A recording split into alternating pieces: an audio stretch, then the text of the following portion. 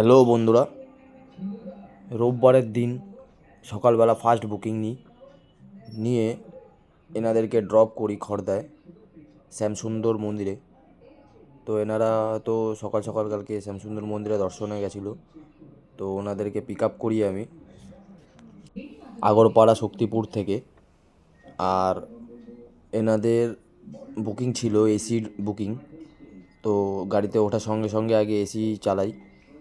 Madam প্রথমেই বলেন ওঠার সঙ্গে সঙ্গে যে এসি চালিয়ে দেবেন। না ওকে ঠিক আছে ম্যাম, কোনো সমস্যা নেই, আপনি এসি বুকিং করেছেন, নো প্রবলেম।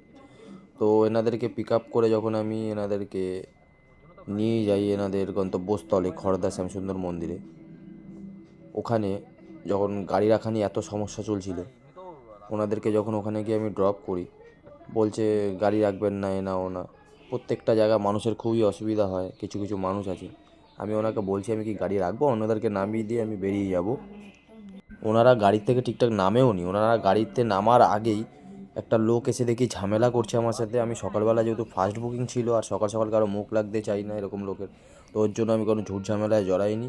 অ্যান্ড ওনাদেরকে যখন ওখানে নামানোর পর আমি যখন গাড়িটা ওখান থেকেই ঘোরাচ্ছি, তো গাড়ি ঘোরানো নিয়ে ওনাদের এত আপত্তি সমস্যা, আমি কিছু বলিনি। যাই হোক, তো ওনাদেরকে কোনোরকমভাবে তাড়াহুড়ো করে আমি ওনাদেরকে নামাই আগে। আর নামানোর আগে ম্যাডামকে বলি, ম্যাডাম আপনার পেমেন্ট এত হয়েছে, আপনি আমাকে দেবেন, মানে একটু খুচরোটা দেবেন। তো ম্যাডামের কাছে খুচরো ছিল না, এই নিয়ে একটু সমস্যায় পড়তে হয়েছে আমাকে। তো যাই হোক, অনেকক্ষণ ওয়েট করেছি, এর জন্য লোকের কথা শুনতে হয়েছে যে কেন ভাই গাড়ি রাখছো এখানে, গাড়ি রাখা নিয়ে সমস্যা। তো নামিয়ে এনাদেরকে কোনোরকমভাবে আগে নামাই। নামিয়ে একটু পেমেন্টের জন্য সমস্যা ছিল বলে ওনাদের সাথে নিচে গাড়ি থেকে নেমে আমি কি ওনাদের কাছে পেমেন্টটা কালেক্ট করে আবার বেরিয়ে যাই ওখান থেকে।